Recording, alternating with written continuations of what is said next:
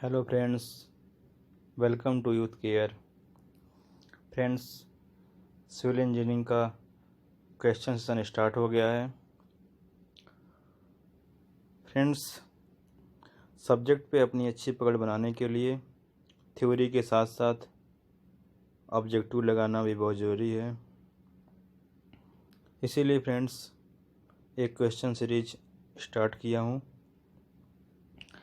Friends, खुद को जज करने के लिए आप क्वेश्चन को पढ़ें और उसका आंसर खुद से ज़रूर दें, ताकि आप देख सकें कि आप क्वेश्चन पे कितनी पकड़ बना चुके हैं।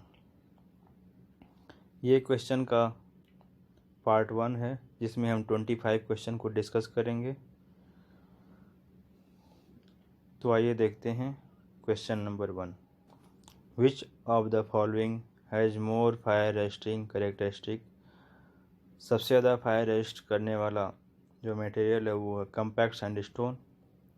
सो C is the right answer, compact sandstone. Next question देखते हैं। Question number 2। The rocks which are form due to cooling of magma at a considerable depth from Earth's surface are called, that is called plutonic rock. So A is the right answer. Next question, question number 3. Plywood has the advantage of, plywood की सबसे ज़्यादा जो advantage या खूबी है वो ये है कि उसकी टेंसाइल स्ट्रेंथ सभी डायरेक्शन में एक समान होती है।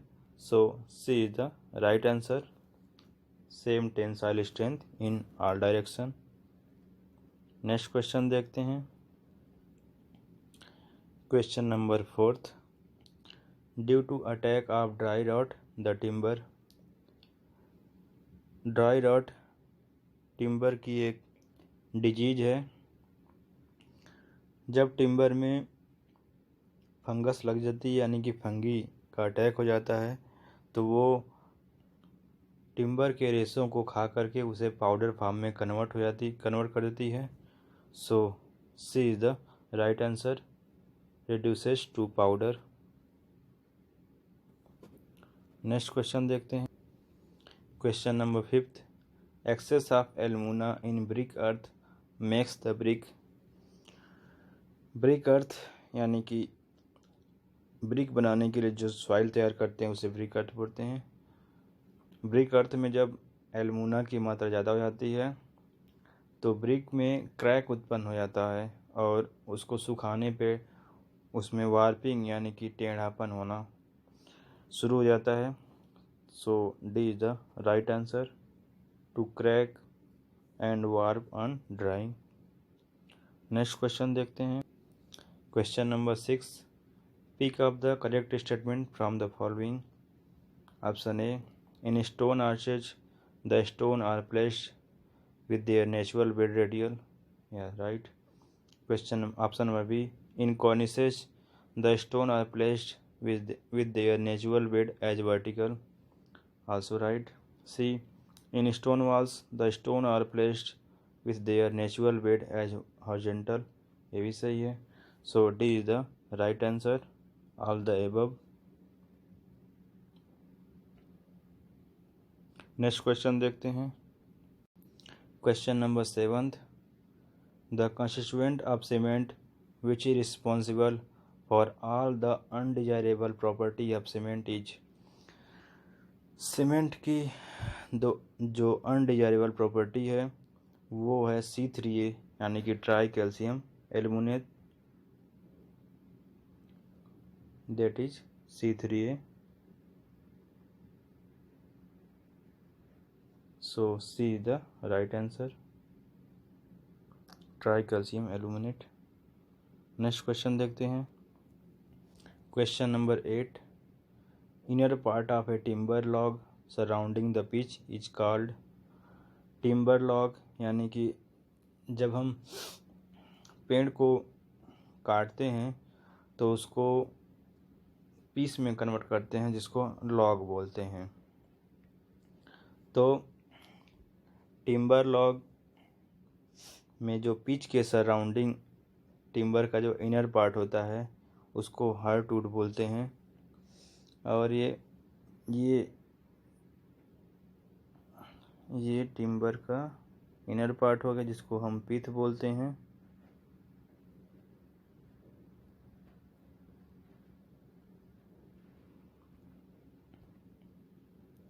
सैपवुड और पिथ के बीच का जो पार्ट होता है उसे ही हम हार्डवुड बोलते हैं। जैसे ये हो गया, ये हो गया, ये आपका सैपवुड हो गया।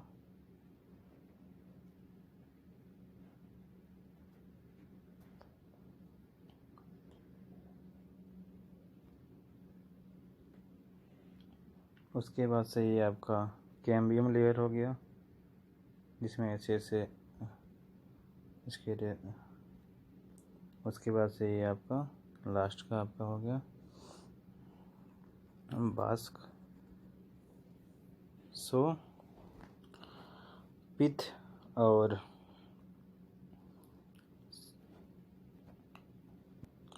सैपवुड के बीच का जो लेयर है वो है हार्डवुड। नेक्स्ट क्वेश्चन देखते हैं। Question number 9th।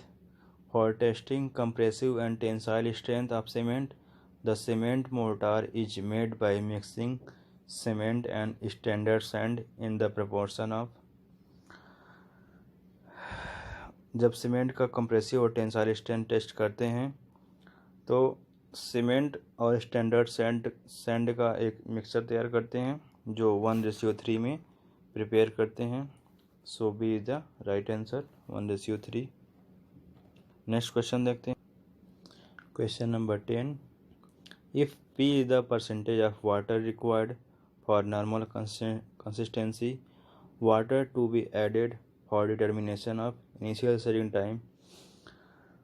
तो सबसे पहले जानते हैं कि नॉर्मल कंसिस्टेंसी क्या होती है। तो वाटर की वह क्वांटिटी जिस पे प्लंजर 33 से 35 mm पेंट्रेट कर जाता है सीमेंट पेस्ट में, विकाट एपेरेटस के सीमेंट पेस्ट में, उसे नॉर्मल कंसिस्टेंसी बोलते हैं। और सीमेंट के लिए नॉर्मल कंसिस्टेंसी 25 से 30% OPC के लिए रखते हैं। अब बात हो रही है इनिशियल सेटिंग टाइम की, तो इसके लिए 0.85 P लेते हैं। और सीमेंट का इनिशियल सेटिंग टाइम जो होता है वो 30 मिनट होता है OPC के लिए है, और लो हीट सीमेंट के लिए 60 मिनट होता है। बात करें अगर फाइनल सेटिंग टाइम की तो वो होता है 10 hour. So D is the right answer, 0.85 P। Next question देखते हैं। Question number 11। ड्राई रॉट की वजह से क्या होता है? Crack the timber, B reduces the strength of timber, C reduces the timber to powder, D spoil the appearance of timber। तो इनमें से बेस्ट ऑप्शन जो है वो ये है कि reduces the strength of timber। Timber को पाउडर फॉर्म में कन्वर्ट तो करती है, लेकिन उसकी क्या मेन जो उसका मेन जो सही चीज़ जो है वो ये है कि उसकी स्ट्रेंथ जो है कम हो जाती है। So B is the right answer, reduces the strength of timber. Next question देखते हैं। Question number 12। Clay and silt content in a good brick earth must be at least. Good brick earth में clay और silt की जो सम्मिलित मात्रा होती है वो कम से कम 50% तो होनी ही चाहिए। So A is the right answer, 50%। Ingredient देख लेते हैं कौन कौन से इंग्रेडिएंट कितनी उसकी परसेंटेज होती है। सबसे पहले सिलिका, इसको 50 से 60% रखते हैं। उसके बाद क्ले, इसको 20 से 30%। लाइम की बात करें तो लाइम 2 to 5%। और आयरन ऑक्साइड 3 to 5%, मैग्नीशिया 1% और alkalies less than 1%। Next question देखते हैं। Question number 13, which of the following is the purest form of iron. Iron का सबसे प्योरेस्ट फॉर्म रॉट आयरन होता है, so B is the right answer, wrought iron. Next question देखते हैं, question number 14, if the iron ore contains clay as an impurity, the flux added during calcination is। अगर iron के अयस्क में clay की impurity हो तो कैल्सिनेशन के दौरान फ्लक्स के रूप में लाइम स्टोन को ऐड करते हैं, so B is the right answer, limestone. Next question देखते हैं, question number 15, the stretcher bond in brick masonry can be use only when the thickness of wall is. Stretcher bond में जब brick masonry करते हैं तो brick को उसकी thickness और उसकी लेंथ के रिस्पेक्ट में रखते हैं। अगर ब्रिक की स्टैंडर्ड साइज़ की बात करें तो 19x9x9 सेंटीमीटर, यानी कि 190 mm इंटू 90 mm वे 90 mm। तो अगर ये ब्रिक है, ये इसकी थिकनेस हो गई, ये अगर 190 mm है, ये 90 mm है और ये भी 90 mm है। तो जब स्ट्रेचर बॉन्ड रखते हैं तो उसमें ये वाला पोर्शन सामने से दिखता है, तो उसके लिए कम से कम उसकी थिकनेस 90 mm तो होनी ही चाहिए, ब्रिक की थिकनेस 90 mm तो होनी ही चाहिए, so A is the right answer, 90 mm। Next question देखते हैं, क्वेश्चन नंबर 16, द प्लाईवुड के बारे में बताना है कि इनमें से कौन सा ऑप्शन बेस्ट है। Has good strength along the panel only, can be split in the plane of the plane panel, has greater impact resistance to blow than ordinary wood, can not be bent more easily than ordinary wood of same thickness. तो plywood की जो सबसे ज़्यादा जो अच्छी बात वो ये है कि उसकी इम्पैक्ट रेजिस्टेंस जो होती है वो ऑर्डिनरी वुड की अपेक्षा बहुत अच्छी होती है, so C is the right answer, has greater impact resistance to blow than ordinary wood. Next question देखते हैं, question number 17, pick up the correct statement from the following. Option A, the phenol is carbolic acid. Option number B, the phenol is either extracted from coal tar or prepared from benzene. Option C, phenol react with formaldehyde to form phenol formaldehyde resin. Option number D, all the above. सो ये सारे option सही हैं क्योंकि phenol का जो एक और नाम कार्बोलिक एसिड है। फिनॉल को कोल तार या फिर कहें कि बेंजीन से ही तैयार करते हैं, उसे एक्सट्रैक्ट करते हैं और फिनॉल फार्मल्डिहाइड से रिएक्ट करके फिनॉल फार्मल्डिहाइड रेजिन बना लेता है, so D is the right answer, all the above. Next question देखते हैं, question number 18, advantage of a clamp compare to a kiln for burning brick is that. तो clamp का advantage क्या है अगर किल्न की तुलना में इसको देखें। अगर ब्रिक को पकाने की बात करें तो उस टाइम पे किल्न की तुलना में क्लैम्प का सबसे ज़्यादा अच्छा एडवांटेज है वो ये है कि उसकी इनिशियल कॉस्ट बहुत ही कम होती है और किल्न यानी जो भट्ठा होता है उसकी इनिशियल कॉस्ट बहुत ज़्यादा होती है। हालांकि वो उससे बेटर रिजल्ट देता है बट उसकी इनिशियल कॉस्ट जो है ज़्यादा होती है, so C is the right answer, it has less initial cost. Next question देखते हैं, question number 19, pick up the correct statement from the following. इनमें से जो करेक्ट स्टेटमेंट है उसे बताना है। A, solder material is an alloy which melt at temperature above 400 degree centigrade. ये सही है क्योंकि सोल्डर एक एलॉय है, मिश्र धातु है और इसको मेल्ट करने के लिए 400 डिग्री सेंटीग्रेड से ज़्यादा के टेम्परेचर की जरूरत पड़ती है। Option number B, brazing is done at temperature above 600 से 1100, ये भी सही है। Option number C, brazing joint is stronger than the shoulder joint, हाँ ये भी सही है, क्योंकि ब्रेजिंग ज्वाइंट होता है वो शोल्डर ज्वाइंट से काफ़ी अच्छा होता है और मजबूत भी होता है। So D is the right answer, all the above. Next question देखते हैं, क्वेश्चन नंबर 20। इसमें असर्शन और रीजन दिया है, बताना है कि असर्शन और रीजन दोनों एक दूसरे के लिए सटीक हैं कि नहीं। Assertion, pure lime takes a long time to develop adequate strength, उसका रीजन बता रहा है कि pure lime has slow hardening characteristic, ये सही है इसके लिए, क्योंकि ये प्योर लाइम जो है हार्डनिंग की जो करेक्टरिस्टिक है उसकी बहुत स्लो होती है, इसीलिए जो उसकी एडिक्वेट जो स्ट्रेंथ होती है वो डेवलप होने में बहुत लंबा टाइम लगता है। सो उसका जो है रीजन एक्सप्लेनेशन और दोनों सही है। So is the right answer, both A and R is true and R is correct explanation of A, यानी कि जो असर्शन है उसका रीजन जो दिया गया वो एकदम सही है। So is the right answer. Next question देखते हैं, question number 21।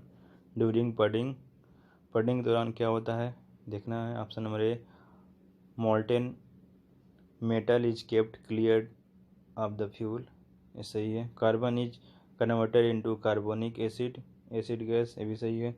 Silicon form silicon slag के फॉर्म में कन्वर्ट हो जाता है पडिंग जोन, ये भी सही है। So all of the above, D is the right answer. Next question देखते हैं, question number 22। The most durable varnish is, सबसे ज़्यादा ड्यूरेबल वार्निश कौन सा है। ऑयल वार्निश सबसे ज़्यादा ड्यूरेबल होता है। So D is the right answer, oil varnish. Next question देखते हैं, question number 23। Pick up the correct statement from the following. Option number A, quick lime is obtained by burning pure limestone, सही है, क्योंकि pure lime stone को जब burn करते हैं तो क्विक लाइम तैयार होता है। Option number B, hydraulic lime is obtained by burning limestone containing clay 5 to 30%, ये सही है। हाइड्रोलिक लाइम में क्ले की इम्प्योरिटी जो होती है वो 5 से 30% होती है, लाइम स्टोन को बर्न करने से होता है। Option number C, poor lime is obtained by burning limestone containing impurity more than 5%, ये भी सही है, क्योंकि इम्प्योरिटी 5% ज़्यादा होती है तो उसे पुअर लाइम कहते हैं। So D is the right answer, all the above. Next question देखते हैं, question number 24। Which of the following cement contains maximum percentage of dicalcium silicate, तो सबसे ज़्यादा डाई कैल्शियम सिलिकेट का परसेंटेज कौन से सीमेंट में होता है। सबसे ज़्यादा डाई कैल्शियम से उसमें रखते हैं जिसमें सीमेंट में हीट की मात्रा सबसे ज़्यादा कम करनी हो, तो उसमें यानी कि लो हीट सीमेंट में करेंगे। So B is the right answer, dicalcium silicate यानी कि C2S की जो हीट जनरेशन होती है वो बहुत कम होती है। नेक्स्ट क्वेश्चन देखते हैं,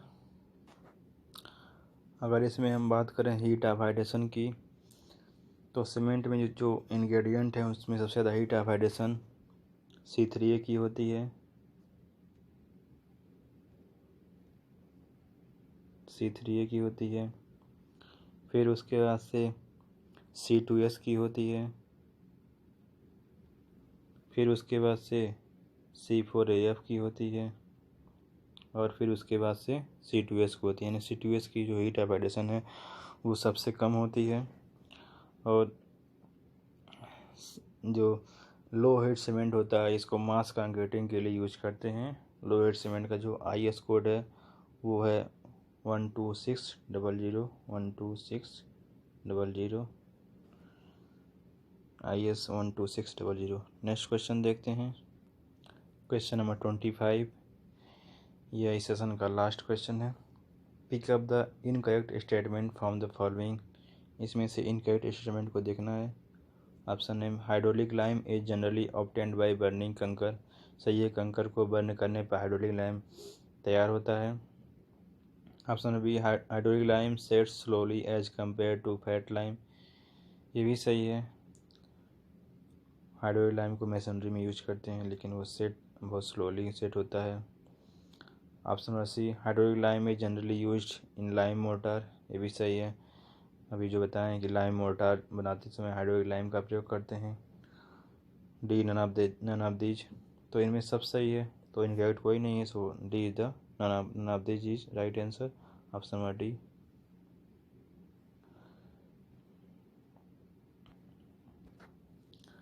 ओके फ्रेंड्स, जल्द ही इसका सेकेंड पार्ट अपलोड कर दिया जाएगा। इसमें 25 क्वेश्चन होंगे, यानी कि 26 से 50 क्वेश्चन होंगे। ये सभी जो क्वेश्चन हैं ये बिल्डिंग मटेरियल के सब मिक्स क्वेश्चन हैं। ये इसलिए है ताकि आप प्रैक्टिस सही से कर सकें, क्योंकि अगर उसको सीक्वेंस में रखते हैं तो आप जो माइंड में अपने रखे रहते हैं उसी अनुसार से आंसर दे लेते हैं। लेकिन एग्ज़ाम में ऐसा नहीं आता, एग्ज़ाम में तो कहीं से भी पूछ लेता है। इसलिए हम इस जो भी क्वेश्चन है इनको हम सीक्वेंस में नहीं रखे हैं। जिस टॉपिक का मुझे सही लगा रखना चाहिए उस टॉपिक को मैंने रख दिया है। Okay friends, thank you. जल्दी मिलते हैं नेक्स्ट सेशन में। Okay bye.